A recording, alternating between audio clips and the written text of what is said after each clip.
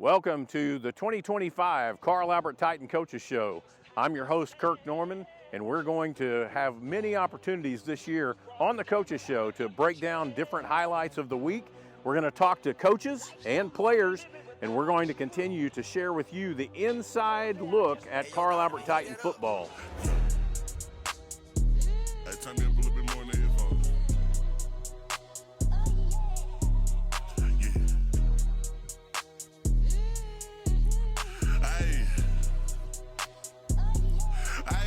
Welcome to your Carl Albert Titan Coaches Show for 2025.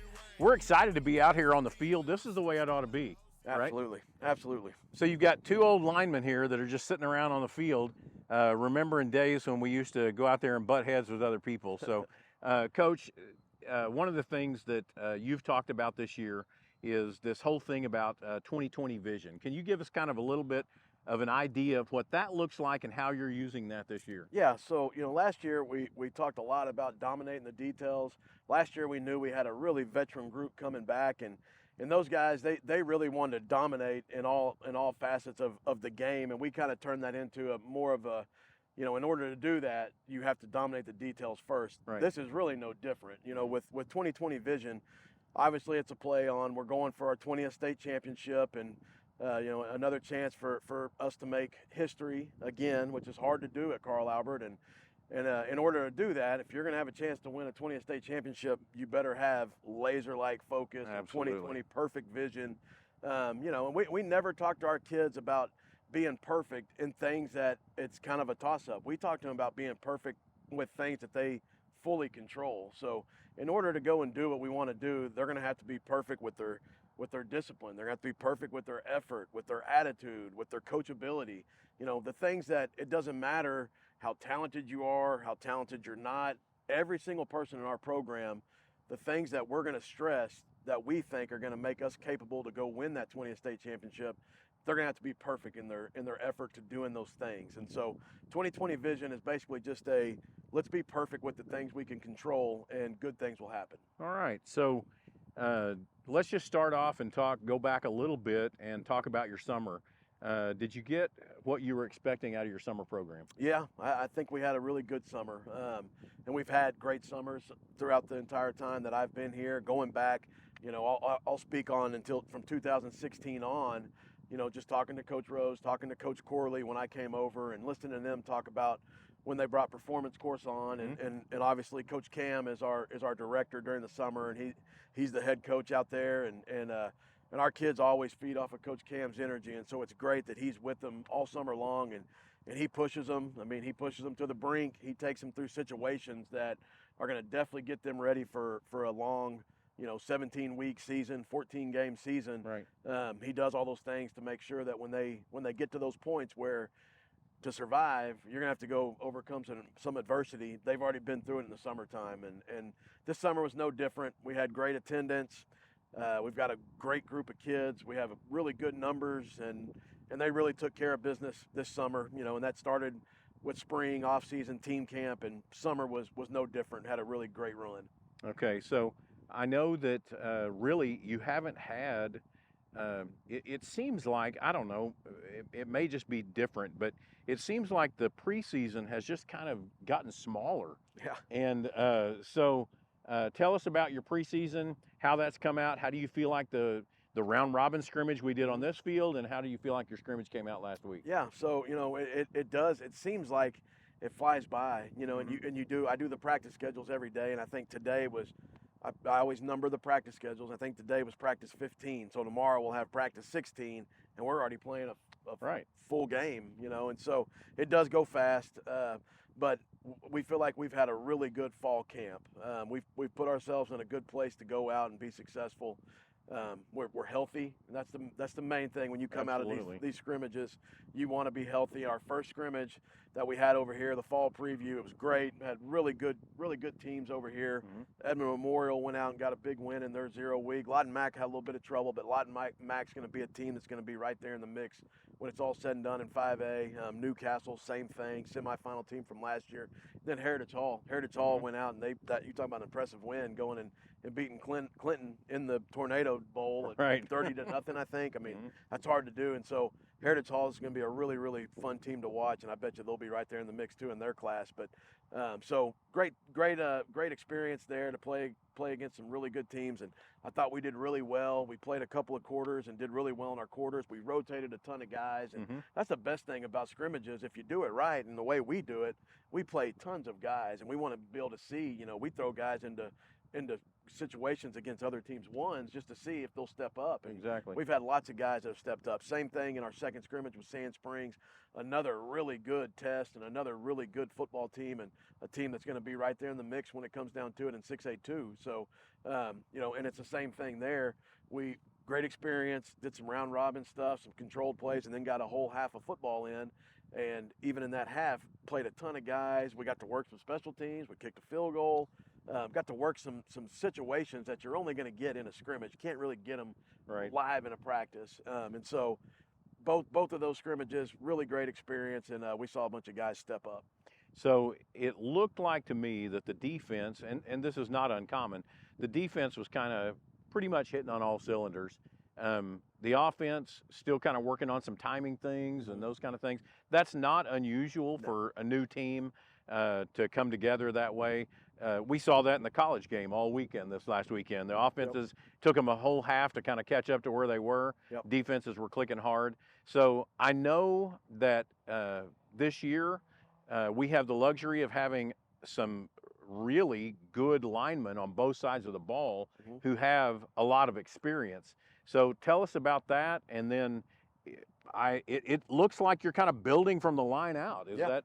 Yeah, absolutely. Yeah, that's where our veterans are going to be coming from is the trenches on both sides of the ball, and any time that you can rely on those guys, it always excites me. I'm one of those guys that I think it always starts in the trenches, and you're as good as your O-line, D-line is, and obviously we've got really good skill players, and we're younger than those areas, but we know we've got some guys that are going to do some really special things for us, and with our O-line, D-line, four of the starting five back on the offensive line.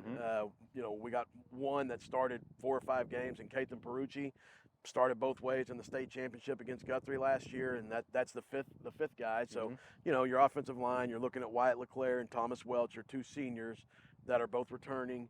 Both are doing a phenomenal job. We've moved Wyatt to center, and Wyatt just brings a steady presence, and he's a year stronger. He's more athletic. He's gotten toned up. I mean, I remember when Wyatt came when he was a 9th grader, and he was kind of a little chubby kid, and now he is all rocked up and gunned up, and man, he's ready to go. So really excited to see him have a great senior year. No different with Thomas. Big time weight room presence, big time leader. So starting around those 2 seniors is great. Then you got your 3 juniors coming back with Kalen Smith, Eli Esparza, Kathan Perucci. But then there's all kinds of guys that are coming around that we really like, that are doing some good stuff. Rocco Diaz is a guy that we're really liking. Jaden Shelley has done some really good stuff for us so far. Even younger guy, Jax Wilkerson, has had an unbelievable little fall camp here, and so Jax is a freshman. That's going to be really good for us. I think we're going to have a bunch of pieces to be able to rotate in there. And then on the defensive line, obviously, those 4 that just bring it every single game with Kathan and Nick inside, along with Thomas and Jaden Shelley and those guys. And then Joe Thomas and LeBron Royal out on the edge. Just it's fun to watch those guys play and get after it. And it's like they haven't even skipped a beat. I mean, they're still rolling around and getting after it, and that was fun to watch in those scrimmages.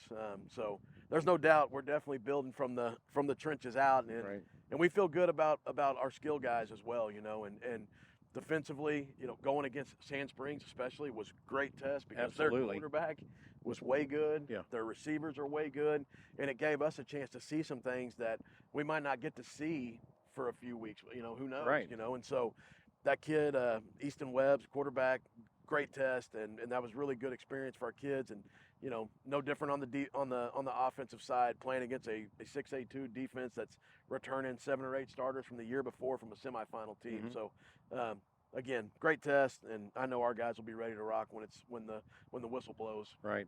So looking at that, let's just go ahead and go with that scenario, building from the inside out. When obviously it's difficult to replace the guys that we had last year, and a bunch of those guys are suiting up in D1 programs all around the state and other places. So looking at that though, it seemed like some of that is just a little more experience and getting that, being able to read those things a little faster. Yeah. And so how are you going about that and putting those skill positions on the defense, that defensive backfield, into a position where they can be successful? Yeah, so, I think John Herbert, our defensive coordinator, does as good a job as anybody out there, and he's a guy that's going to be constantly working at it to make sure that he finds something that our kids are going to be successful doing, and we have thrown lots of stuff at them. We've thrown at them what we finished with last year. We pretty much have everything on that we finished with last year, and those guys had started, 40 games. Right. And so we're giving those guys plenty of tools. We will settle into some things that we feel like are what they do best, but I think that's what our coaching staff does a great job of. Coach Douglas and Coach Farley and Coach Herbert, they're constantly talking and working and coming up with plans to make sure that our kids are successful, and so I think that helps, as much as anything. But, and then on the other side of the ball, we've got really good skill players, both sides. We've got really good backups. We've got, we're 3 deep this year in a lot of different positions. And so in practice, our kids are getting great looks from our scout looks. We've got guys that might be ones and twos on defense, but then on offense they might be 3s and 4s or vice versa.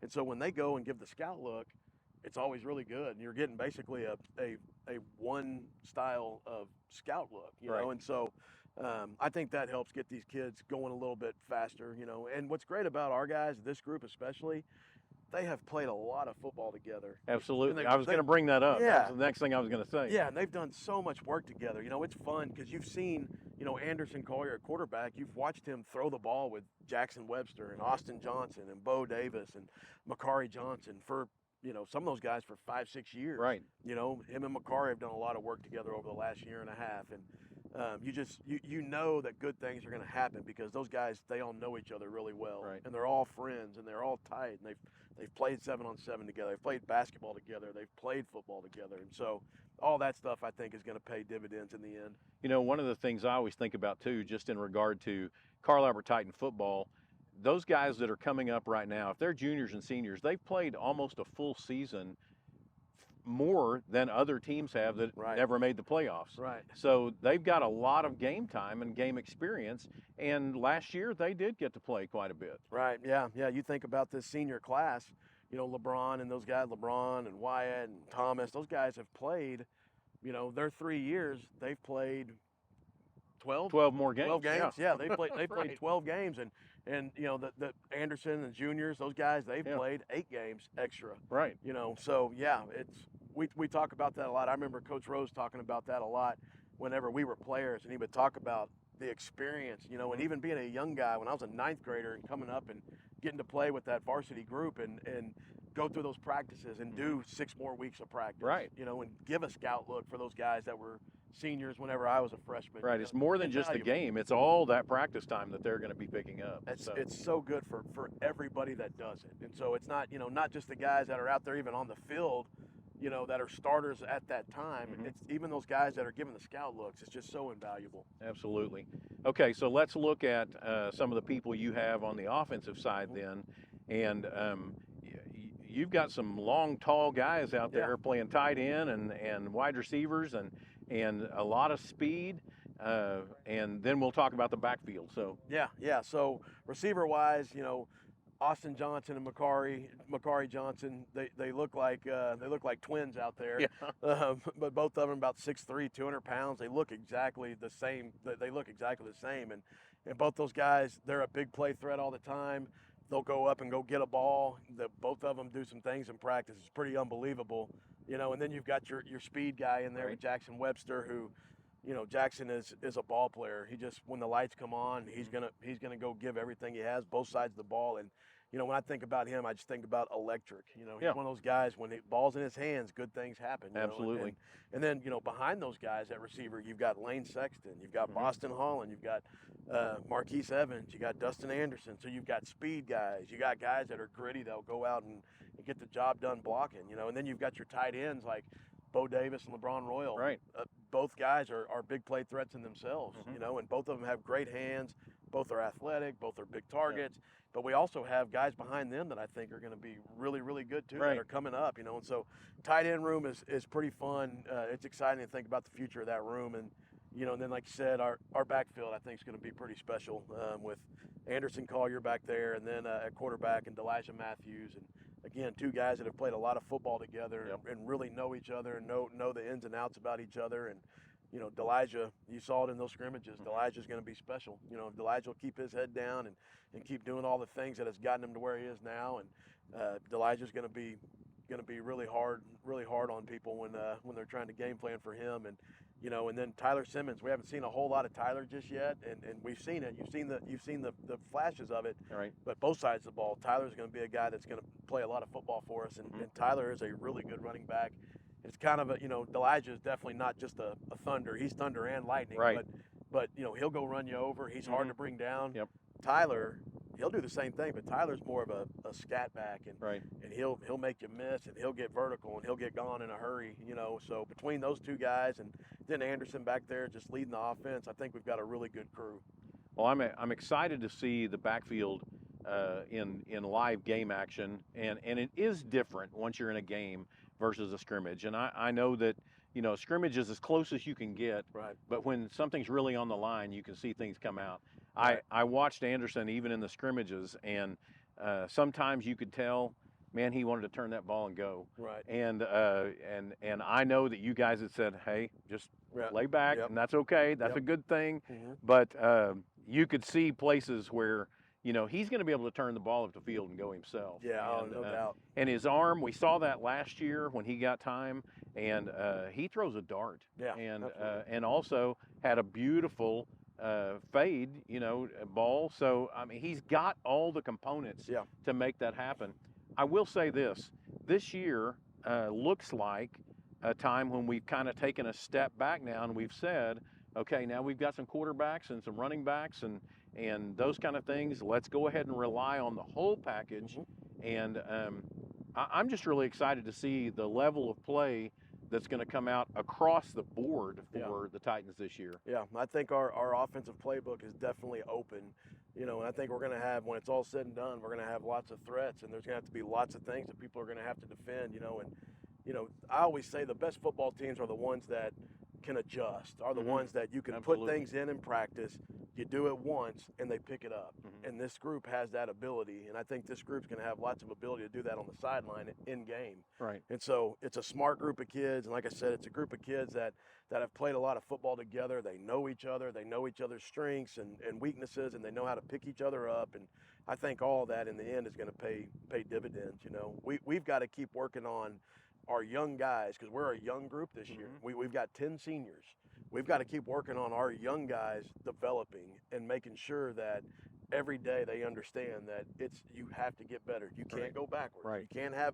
You've got to stack those days, and if you really want to go do something special, you're always working against yourself. It's not about the opponent, it's about you, and it's about the Carl Albert Titans. In this group, I think it's sinking in. Today we had a really good sign of that. Didn't have a great first half of practice, and we challenged them and said it's got to be better, and we went defense second. And a lot of times when that happens, when you have a kind of a lackluster start, a lot of times, even with those veteran groups we had last year, it was hard to get it back going. This group today, great response. You saw leadership. You saw guys stepping up. You saw just kind of a pep in their step. And our defensive practice, it was one of the better ones that we've had all year long. You know, and coaches turned it up and added a sense of urgency in how we did our team session. And another, you know, that's just another example of our coaches understanding, you know, sometimes you've got to switch it up. Sometimes you've got to be flexible and you've got to adapt to what's going on out there. And instead of going off of a script and going through our 12-play defensive team script, Coach Herbert said, hey, I want you guys to call it. You guys pick plays. And, of course, it's our opponent's plays. Right. But he had 2 scout groups going, and he said, pick what you want, throw it at us. He didn't want to know. He wanted to go call the game against Coach Madden and Coach Johnson. And so, you know, kids picked up on that, and they loved what we did. We flew around, and it was great. You know, and this team, I think the more we do that and keep them on their toes, the more they're going to grow and the better we're going to get. All right. So we're looking at Midwest City as our opening game this coming Friday night. That'll be at Jim Darnell Stadium. over in the original mile. Mhm. And so we're excited about that. I've had the opportunity to talk to Jacques Washington, Uh-huh. the coach over there, the new coach for the Midwest City Bombers. And he's a guy that has an incredible amount of energy. Mhm. It looks like he has the enthusiasm and the grit to go out there and to really challenge his young players. I know you've had opportunities to talk with him as well as he's come into the district and begun being the AD and the head coach. Mhm. What do you expect to see out of the Bombers this year? A tough, gritty, a team that's going to respond to his energy. We've talked a lot about this week, and they had a rough opener, and I feel for anybody that's got to open up against that style of offense. And Right. we never liked doing it, and we played them week 10, and I still never felt good about going up against it. And so playing it early, he knows that that's not a game that's going to define them, and he has been very, very vocal with his team about that. Mhm. And I know that he's had a great response from his team. So what I see happening is that team is going to continue to get better and better and better. They're going to play extremely hard for him. They're going to match his energy. I think big things are on the horizon for the Bombers, and I think Middell and Andy Collier and Miss Patterson over there, the principal, I think they hit a home run. Absolutely. And getting a guy that is just a flat out ball coach. I've known Coach Washington for about 8 or 9 years now, and he's coached in big time programs. He's been around big time coaches at the collegiate level. Mhm. He's played for big time guys at Iowa State. Everything about Coach Washington, it just screams success. And so I know it's not far around the corner from him. Just hope it's not too much on Friday night. Right, right. So we're looking forward to that matchup. It's always fun to go over and play an interdistrict rival, and excited about being there. I want you to share a little bit for the fans that are actually going to be coming here to Gary Rose Stadium, and we've got a lot of things going on: new scoreboard, lights. I know that there's some Facebook posts that have been out there so people can see the lights flashing. But tell us about what's going on and the bond money that is being used, and just a little bit, maybe even.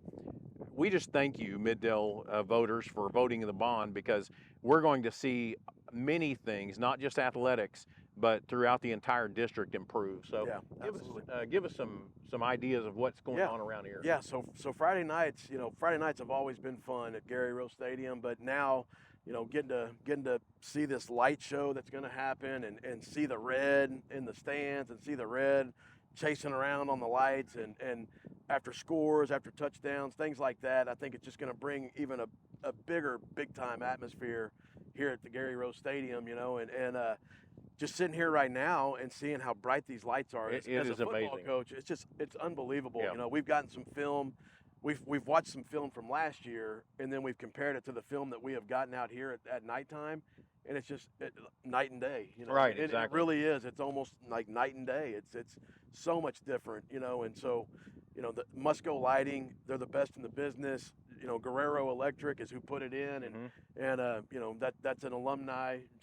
Noah Guerrero he's an alumnus from here. He played football here. He graduated the same year as I did, and they just did a phenomenal, just bang up job with this thing, and it's better than I could have ever imagined. And we've got the video board now, and so being able to highlight some of the work that we do out here and do with Kason Troutman and Rose Rock Productions, it's going to be really, really fun to be able to show even more of our fans and our patrons what some of the stuff that we've tried to do creatively around here. And that stuff gets me excited. It's fun. I love it for our kids. I love it for our parents. I love it for our fans, that they're going to be able to come here on a Friday night and get to see a great product on the field, but then also get to see that kind of stuff there on the video board. Absolutely. See the light show, and we've got the end zone stadium that people are going to be able to see the progress all year long, and that thing's going up really fast. And so it's just going to be really, really fun to see all the stuff that has come with passing that bond back in November of 23, and just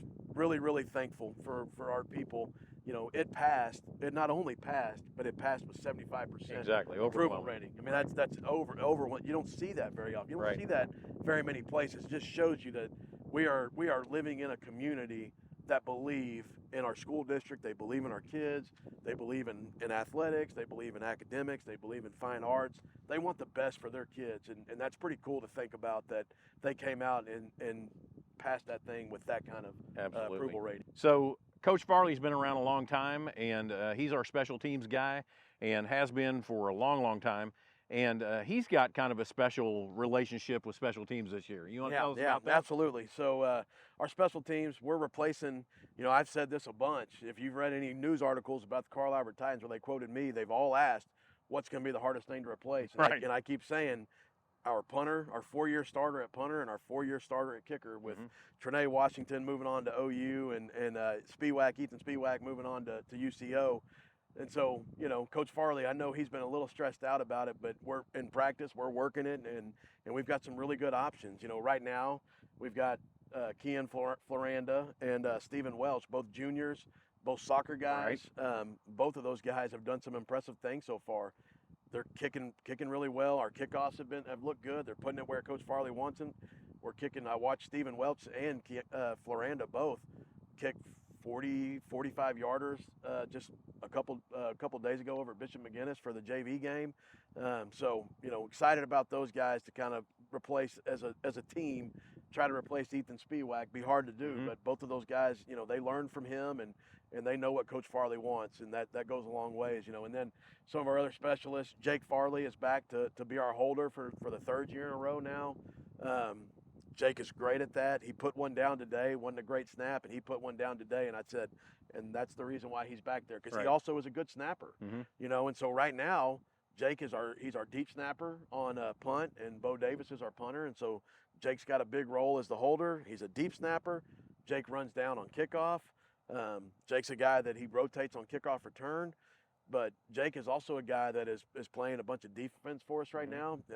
He's playing weak safety for us, and Jake has also got a big role on offense. And so Jake's one of those guys, he's kind of a Swiss Army knife. He does a little bit of everything, and he's a guy that we're going to expect him to be ready to go at all times and do those things for us. But I think it's pretty neat that Coach Farley, being our special teams coordinator and just being a coach and being a dad, Jake is finally to his senior year, and getting to watch Jake. All of us, we're all proud of him as well, because we've all watched Jake since he was a little kid run up and down these sidelines when he was a ball boy. Yeah. And we go back, and there was a film we were watching the other day when we were playing McAllister in I think it was the 2nd round or the 1st round of the playoffs over here, and we score, and Jake almost beats, I think it was down in that corner, but he almost beats the ball carrier into the end zone. And then he chest bumps the ball carrier, and then he remembers that he has to go get the ball, so that he's kind of panicking. But Jake, it's a lot of fun for us because we've seen the work he's put in, and we watched him grow up, and now